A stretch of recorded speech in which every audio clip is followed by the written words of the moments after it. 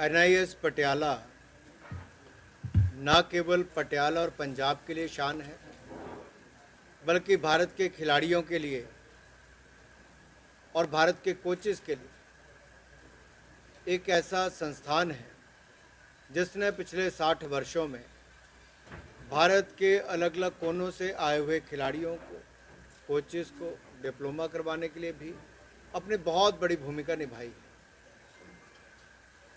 और आज करोड़ों रुपए के तोहफे, उसको चाहे बड़े हॉल्स की बात हो, स्पोर्ट्स फैसिलिटीज़ की बात हो, लेटेस्ट मॉडर्न किचन फैसिलिटीज़ और कैंटीन की बात हो, डाइनिंग एरिया की बात हो, ये सारी सुविधाएं आज उसका शिलान्यास किया जाएगा। कुछ का काम और तेज़ी के साथ करने, कोविड के कारण थोड़ा विलंब हुआ है, लेकिन इतना जरूर कहना चाहता हूँ, एक अवसर मिला है कि आपदा के बाद, कोविड के बाद उन पुराने कोचेस के साथ, पुराने खिलाड़ियों के साथ जिनका पिछले 60 सालों में रिश्ता रहा है एनआईएस पटियाला के साथ और भारत की खेलों के साथ, आज उनसे भी मिलने का अवसर मिलने वाला है। मेरी इंट्रोडक्शन करवाते कहा गया कि अनुराग जी पहली बार आए। मैं इतना ही कहूँगा, खेल मंत्री बनने के बाद पहली बार आया हूँ। खिलाड़ी रहते हुए मेरा बचपन, मेरी जवानी पटियाला में बीती है। मैं पंजाब की टीम का कप्तान था, उससे पहले जलंधर की टीम का कप्तान था, ऑल इंडिया चैंपियन हम लोग रहे, नॉर्थ जोन की टीम का कप्तान था, ऑल इंडिया चैंपियन रहे। क्रिकेट रणजी ट्रॉफी खेला, तब हम चैंपियन रहे। यहाँ पर गुरु नानक देव यूनिवर्सिटी खेले, तब चैंपियन रहे। तो पंजाब से मेरा बहुत पुराना रिश्ता है, नाता है, और मैंने वो समय भी देखा है जिसको हम कभी वापस याद नहीं करना चाहते। वो एक ऐसा दौर था कि सुनसान सड़क पे कहीं बुलेट निकल जाता था तो बहुत सारे लोगों के मन में धारणाएं कुछ और हो जाती थी। 2-3 लोग कंबल लपेट के चलते थे तो लगता था ना जाने कौन आ गया है। एक दहशत भरा माहौल होता था, शक की निगाहों से देखा जाता था, डर के माहौल में रहा जाता था, लोग पलायन करते थे।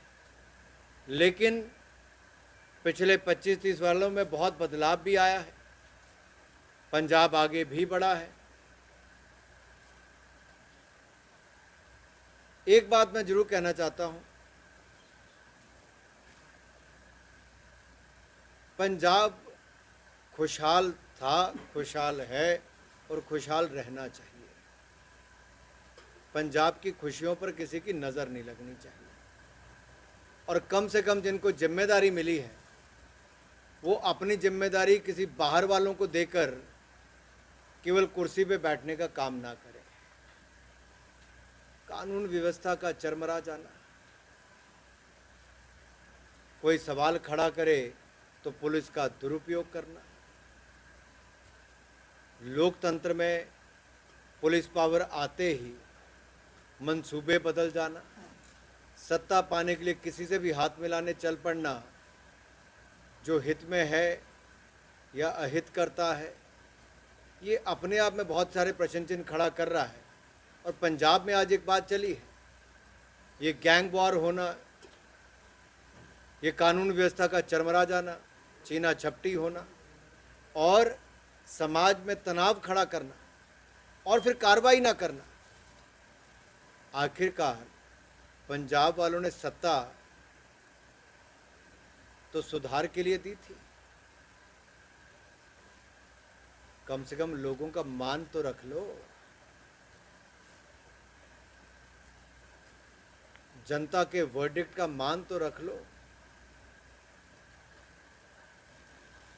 आउटसोर्स नहीं करने के लिए कहा था कि सत्ता आपको दी और चला कहीं से कोई और रहा। पंजाबी कभी इस बात को सहन नहीं करते, और मुझे लगता नहीं पंजाब इसको सहन करेगा कि कोई उनको रिमोट कंट्रोल से चलाए कहीं से बैठ।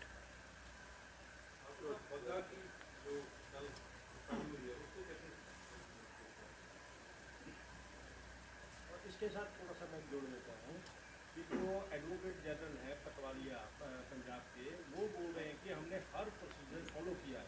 क्या वो झूठ बोल रहे हैं? बात यह है कि अगर किसी के पास सवालों का जवाब ना हो, आलोचना सहन ना कर सकते हो और मन इतने छोटे हो गए हों और सत्ता आते ही पुलिस का दुरुपयोग करना ये शुरू कर दिया हो, तो ये अपने आप में दिखाता है क्या किसी दूसरे राज्य की पुलिस यहाँ पर आकर स्थानीय पुलिस को पूछे बिना किसी को भी उठाकर ले जाना शुरू कर देगी? क्या पंजाब ने तय कर लिया कि ऐसा होगा? अगर पंजाब की सरकार ने, पंजाब की पुलिस ने तय कर लिया है कि कल को किसी दूसरे राज्य की पुलिस आए और यहाँ के लोकल थाने को इन्फॉर्म किए बिना उठाकर ले जाए, क्या ये तय कर लिया है? आखिरकार पुलिस ही कानून तोड़ेगी तो कोई क्या करेगा?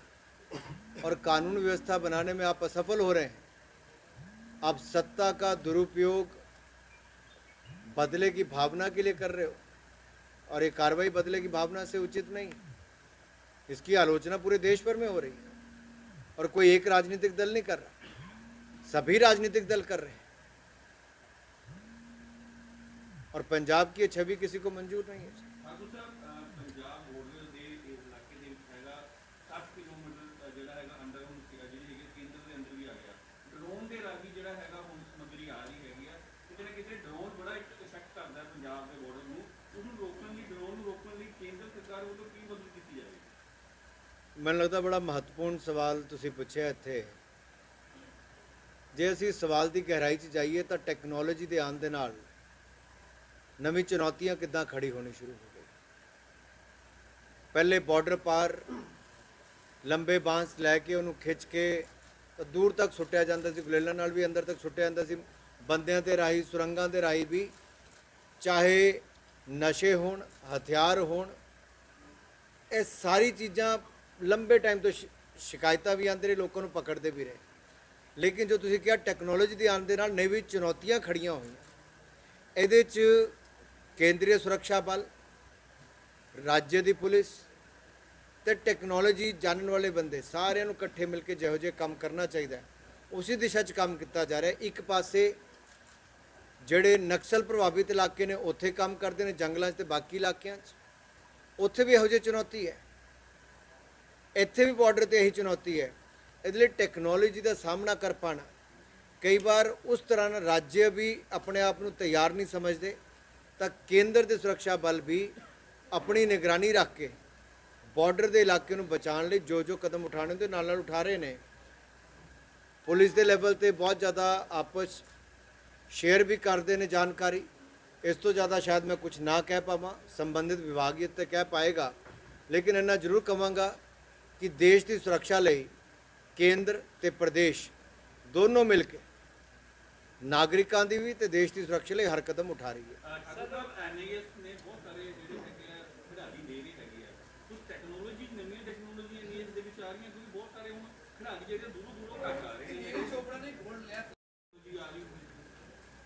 ਮੈਨੂੰ ਲੱਗਦਾ ਤੁਹਾਨੂੰ ਸਾਰਿਆਂ ਨੂੰ NIS ਵੀ ਆਉਣਾ ਚਾਹੀਦਾ ਹੈ ਤੇ ਸਪੋਰਟਸ ਦੇ ਵਿੱਚ ਸਾਇੰਸ ਦਾ ਬਹੁਤ ਵੱਡਾ ਰੋਲ ਹੈ। ਖੇਡਾਂ ਬੜੇ ਸਾਇੰਟਿਫਿਕ ਨੇ ਤੇ ਸਾਇੰਟਿਫਿਕ ਰਿਸਰਚ ਹੋਣਾ ਇਹ ਬਹੁਤ ਜ਼ਰੂਰੀ ਵੀ, ਅਸੀਂ ਉਹ ਵੀ ਸ਼ੁਰੂ ਕੀਤਾ ਹੈ। ਇਹਦੇ ਨਾਲ ਨਾਲ ਸੁਵਿਧਾਵਾਂ ਜੇ ਤੁਸੀਂ ਦੇਖੋ ਕਿ ਇੰਡੋਰ ਸਟੇਡੀਅਮ ਟਰੈਕ ਜਿਹੜਾ ਬਣਾਉਣ ਦੀ ਗੱਲ ਅਸੀਂ ਕਰ ਰਹੇ ਹਾਂ, ਕਈ ਵਾਰ ਬਾਹਰ ਮੌਸਮ ਇਹੋ ਜਿਹਾ ਨਹੀਂ ਹੁੰਦਾ, ਬਹੁਤੀ ਠੰਡ ਹੋਵੇ, ਬਹੁਤੀ ਗਰਮੀ ਹੋਵੇ ਤਾਂ ਨਹੀਂ ਤੁਸੀਂ ਕਰ ਸਕਦੇ, ਬਾਰਿਸ਼ ਹੋਣ ਤਾਂ ਨਹੀਂ ਕਰ ਸਕਦੇ। ਤੇ NIS ਪਟਿਆਲੇ 4-5 ਮਹੀਨੇ ਜਿੱਦਾਂ ਖਰਾਬ ਹੁੰਦੇ ਹੋਣ ਤਾਂ ਉਹਦੇ ਲਈ ਵੱਡੀ ਇੰਡੋਰ ਸੁਵਿਧਾ ਬਣਾਈ ਜਾ ਰਹੀ ਤਾਂ ਕਿ ਅੰਦਰ ਹੀ ਟਰੈਕ ਬਣੇ, ਅੰਦਰ ਐਥਲੀਟਿਕ ਟ੍ਰੇਨਿੰਗ ਕਰ ਸਕਣ।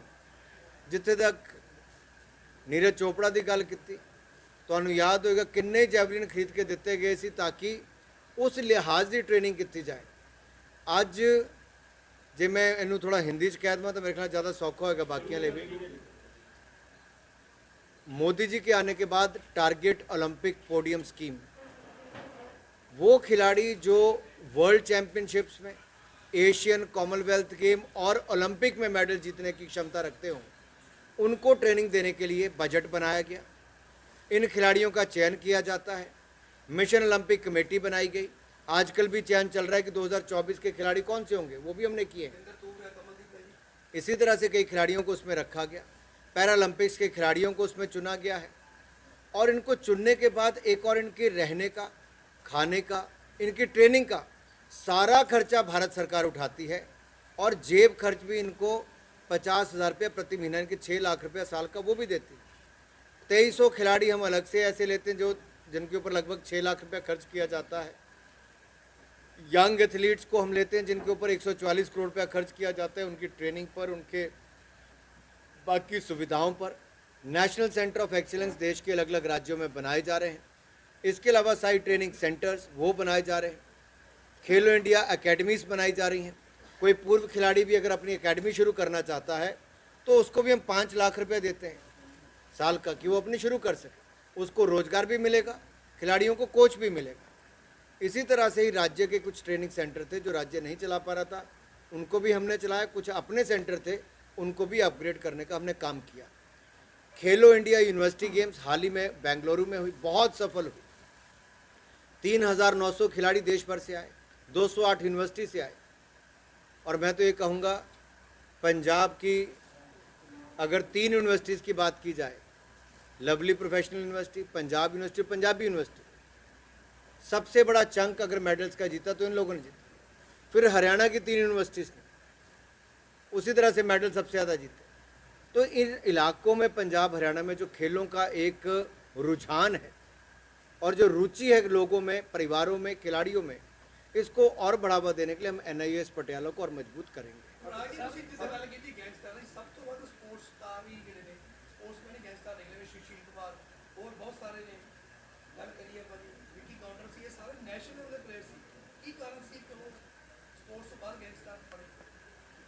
ਮੈਨੂੰ ਲੱਗਦਾ ਸਾਰਿਆਂ ਨੂੰ ਉਸ ਕੈਟੇਗਰੀ 'ਚ ਨਹੀਂ ਗਿਣਨਾ ਚਾਹੀਦਾ।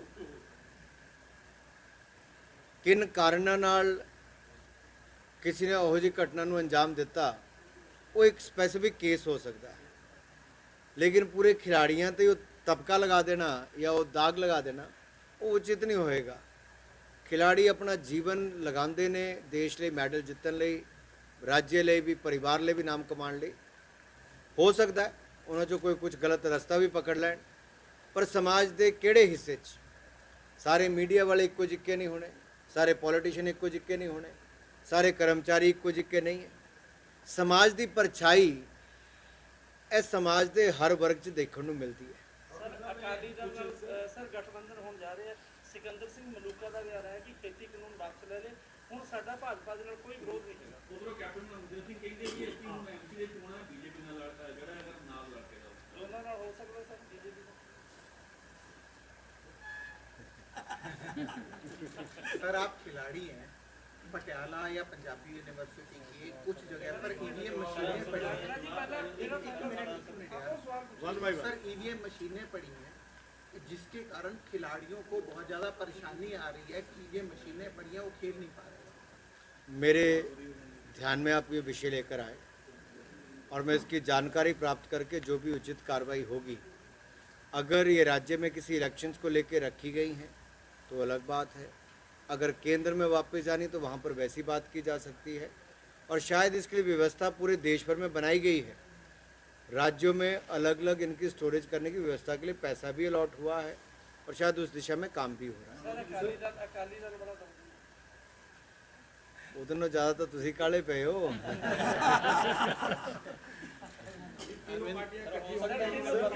तीनों का गठबंधन हो सकता है, कैप्टन साहब भी और अकाली दल भी। किसी ਨੂੰ अपना उन्होंने अपनी भावना जताइया ने कि आना चाहते ने, जान वेले तो कोई भावना किसी ने जताई नहीं सी, आन वेले जता रहे ने। ये मेरे लैवल ते कोई निर्णय होना नहीं है, ये पार्टी निर्णय करती है, भारतीय जनता पार्टी का पार्लीमेंटरी बोर्ड। तो जदों भी ये विषय आएगा, ये मीडिया की राही तो आ नहीं सकता। पोलिटिकल लीडर्स जोड़े है वो गल करनगे साडी पोलिटिकल लीडरशिप नाल। इसलिए अज कुछ भी कहने के बारे उचित नहीं है। हाले चुनाव होए ने, लोगों ने अपना वर्डिक्ट दिता है, उसका सम्मान करना चाहिए। असी अपने संगठन को होर ताकतवर बनाने लिए जोर लावांगे। एक गल मैं जरूर कह के जा रहा, अज नोट कर लीजिए, 2022 है, 2027 भी पटियाले ही आऊँगा, पर उदों इस टाइम तक साडी सरकार बनी होगी, कमल का फूल खिला के आऊँगा। भारतीय जनता पार्टी जिंदाबाद। श्री अनुराग शर्मा जी जिंदाबाद। ठाकुर साहब, आपके पास युवा मंत्रालय भी है, एनएसएस के पास कोई फंडिंग नहीं है, एनवी केस बिल्कुल डेड हो गया जी, एनवी केस का 1300 गाँव 100 क्लब नहीं है सर, इसके बारे में ना कोई मॉनिटरिंग हो रही है, एनएसएस के फंड ही नहीं है कोई, तो इसके बारे में युवा कैसे आगे बढ़े? मुझे लगता है आपकी जानकारी थोड़ी अधूरी है। NYKS में जिला स्तर पर अधिकारी रखे हुए हैं, DYOs हम उसको कहते हैं, डिस्ट्रिक्ट यूथ ऑफिसर। इसके अलावा नेशनल यूथ वॉलंटियर होते हैं, हर ब्लॉक पर 2 होते हैं। देश के 623 जिलों में डिस्ट्रिक्ट यूथ ऑफिसर्स लगे हैं, हर ब्लॉक पे 2-2 वॉलंटियर हैं। हमने अक्टूबर महीने में 1 अक्टूबर से 31 अक्टूबर तक 75 लाख किलो वेस्ट इकट्ठा करने की बात कही थी, हमने 114 लाख किलो वेस्ट इकट्ठा किया है। अगर यूथ काम नहीं नीचे कर रहा तो कैसे होता? हमने समय समय पर अलग अलग स्थानों पर अलग अलग काम किए, अलग अलग प्रोग्राम चल रहे हैं। आज़ादी का अमृत हम सब आज़ादी का अमृत महोत्सव हम मना रहे हैं, उसमें युवाओं को वहाँ पर हमने साथ में जोड़ा है, वो भी साथ में लग के अलग अलग प्रोग्राम कर रहे हैं। सर अगर हम 1300 गाँव की बात करते हैं, 2022 में हिमाचल सारियां खबरें वाह वाह ही आ रही हैं आजकल। जहाँ से प्रेस कॉन्फ्रेंस शुरू हुई वहाँ से फिर वापस आते हैं। तेंदुल बग्गा की गिरफ्तारी का जो कोई सेटिस्फैक्टरी जवाब नहीं आ पाया। इसके अंदर मैं जानना चाहता हूँ कि अगर चलो पंजाब की पुलिस बिना किसी इंफॉर्मेशन के वहाँ पहुँच गई, तो हरियाणा की पुलिस ने जो रोल प्ले किया उसके बारे में क्या कहना है आपका? देख, वो वहाँ के लोग कहेंगे, मैं तो ये कह रहा हूँ जो पहला ही कदम उठाया वो कानूनी रूप से गलत था, और कानून तोड़ने का काम अगर पंजाब पुलिस करती है तो दुर्भाग्यपूर्ण है। पंजाब पुलिस कठपुतली राजनेताओं के हाथ में नहीं होनी चाहिए। मैं क्या क्या कह रहा हूँ, उस पर उनके हाथ में नहीं होना चाहिए। सर इससे नाल जेल मंत्री हरजोत बैन पंजाब ਦੇ ਉਹਨਾਂ ਹੁਣੀ ਬਿਆਨ ਹੈ ਕਿ CRPC ਦੇ ਅੰਤਰਗਤ ਪੰਜਾਬ ਪੁਲਿਸ ਗਈ ਸੀ ਔਰ 5 ਵਾਰ ਜਿਹੜਾ ਉਹਨੇ ਸੰਮਨ ਵੀ ਭੇਜਿਆ ਸੀਗਾ, ਔਰ ਕਹਿੰਦੇ ਜੇ ਇੱਕ ਰੇਟ ਸੀਗਾ ਉਹਨਾਂ ਨੂੰ ਹਾਈ ਕੋਰਟ ਤੇ ਸੁਪਰੀਮ ਕੋਰਟ ਤੋਂ ਰਾਹਤ ਲੈਣੀ ਚਾਹੀਦੀ ਸੀ। नवे मंत्री बने ने कानून जरूर पढ़ लेना चाहिए कि आखिरकार जो पुलिस जाती है किसी दूसरे सूबे तो उत्थे दे लोकल थाने नूं लोकल पुलिस नूं इन्फॉर्म करना होंदा कि नहीं करना होंदा। जो जानकारी प्राप्त कर लेंगे तो थोड़ा प्रकाश होते पाल दें। दूसरा जरा जेलों वाल थोड़ा ध्यान दें, गैंगस्टर जिथे अंदर बह के बाहर वारदातां करी जा रहे हैं। भारत के नंबर 1 तांत्रिक गुरु शांजी बंगाली गोल्ड मेडलिस्ट 64 शक्तियां दे माहिर बंगाल तो सिद्धि प्राप्त हर जगह तो निराश ते मायूस भैन भरा एक बार जरूर फोन करो, हर समस्या दा हल घर बैठे फोन ते। My promise 100% result, love marriage, सौंकन दुश्मन तो छुटकारा, पति पत्नी च कलेश, कीता कराया विदेश यात्रा, नौकरी कारोबार च परेशानी, कोर्ट केस, रुस्से नूं मनाउणा होवे तां हुणे फोन कमाओ, 101% पक्का समाधान पाओ।